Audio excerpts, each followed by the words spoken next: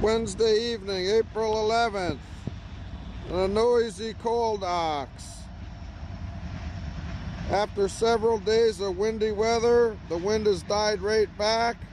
Tomorrow and Friday is going to be 13 to 15 degrees.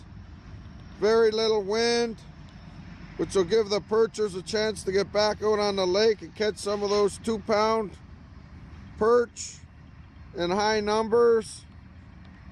The water's a little murky still, but it should clear up by tomorrow. This is Snipping Hemos for FishingNiagara.com, reporting for Dennis while he's out tourney fishing. Good luck up there, Dennis. And everybody else, good luck fishing.